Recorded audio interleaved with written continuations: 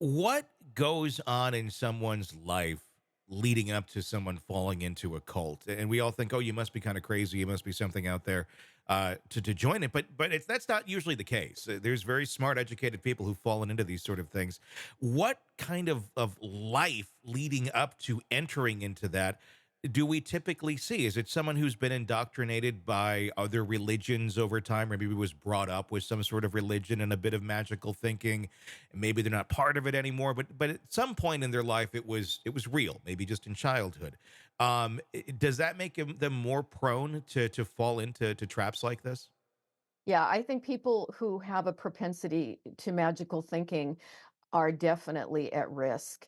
The other thing is people who are needy, because you can be a really smart, high functioning person with intelligence, but still be so emotionally needy. And maybe that's not even obvious to the rest of the world. We think of a lot of people in Hollywood, who are so craving attention. They just do these bizarre things just to get attention Hmm. because it feeds that need that they have. And so it is possible to look fairly normal on the outside, but you've got some missing parts on the inside. And that's what I think the cult leaders tap into so effectively. And a lot of times when we think of neediness, we think of something that people, that's nourishing, that's going to be good for them. But for something like this, a narcissist or what have you, that neediness that they crave, it doesn't necessarily have to be good. I mean, right? I mean, it can be bad. Does it basically essentially activate the same thing in their mind, whether no matter what the input is, good or bad, as long as they're getting that sort of attention that they crave? Yeah. Yeah, it sure can be. And the other interesting thing which we see here is they can do things that we would look at objectively and say that's a terrible thing or that's an evil thing, murdering kids, my gosh. But you get people in a certain mindset and this group think going on, and they can convince themselves that terrible things are good things. As I often say, you can talk to many prisoners, people who are incarcerated for doing terrible things, but they can give you a list of all the good reasons that they had to do it at the time, Sure. so Yeah. people really twist reality. Yeah, it's like I can do all these horrible things over here, but I did these good things, so that Mhm, must vindicate me. Like that's not mhm. quite how that works. Lori's niece took the stand this week as well, Melanie Polowski, talking about again grooming that was going on with Chad, and learning about light and dark, what that all means. Would you say at some point you developed a close relationship with Chad? Yes.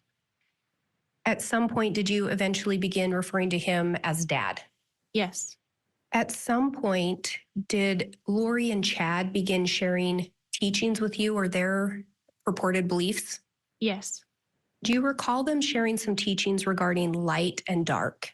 Yes. Do you know where those ideas were originating from? I believe they came from Chad. Do you recall what they taught you or told you in relation to light and dark? From what I remember, Chad was said to have a gift to spiritually discern, and he could see light and dark, or if a person had good intentions, but that he could see through and had that gift.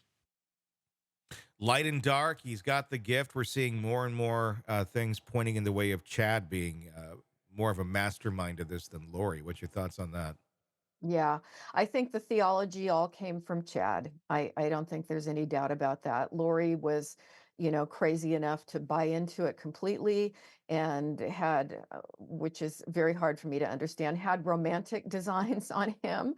I don't really can't wrap my mind around what the attraction could have Yeah. been. But she had an agenda with the guy, and so she swallowed his theology completely. But yeah, he was the mastermind of this crazy stuff. Are you surprised at all in this? I'm surprised we haven't heard any of this.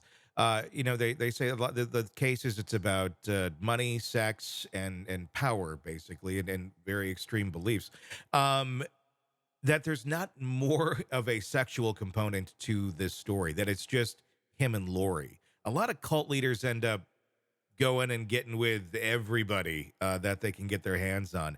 Yeah. Uh, that has not come to light at all in any of this, from Lori's trial to here.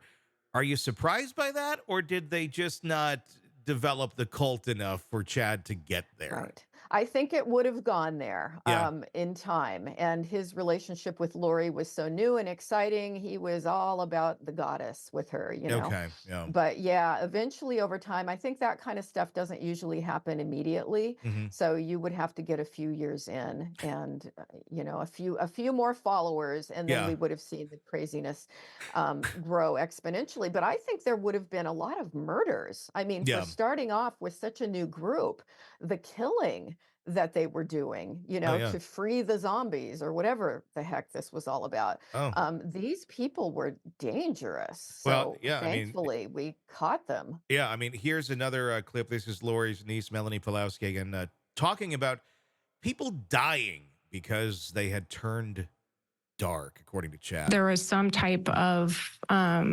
darkness that you couldn't cast out. And so if this, that the Lord in his due time would have to take, that person would pass away because this darkness was too much or something like that. So if someone were to be possessed and with a strong enough entity, essentially the body would have to die. Judge, that's leading, calls for speculation. That's a sustained on leading. If someone became too dark, would the body have to die? Judge, leading. Overruled.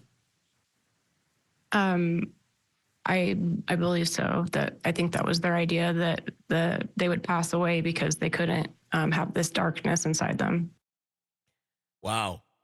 I mean, is this something that him and Lori sat there and plotted? Like, here's the ground rules for our cult. Here's the ground rules of what our belief system is, because all this kind of comes out of weird places here. How do they define this stuff? Do they just kind of make it up as they go, and then, well, we've established this here, so we got to keep going down that narrative? Yeah, my guess with the way this is looking is that this originally just came from Chad, and Lori nodded her head and said, "Great plan, you know, I go along with it."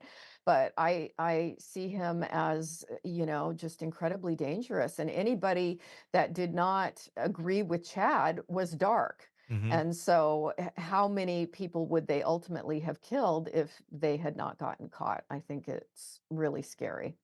Hey, thanks for checking out the video. Be sure to follow us wherever you download podcasts, and especially Apple Podcasts, where you can get advanced episode and premium content on our premium channel right there. Also, be sure to follow us on social media so you don't miss any breaking updates on the stories that matter to you most. We're on TikTok, X, Instagram, Facebook. Just search Hidden Killers Podcast with Tony Brueski, and you'll find us right there. Again, thanks for watching.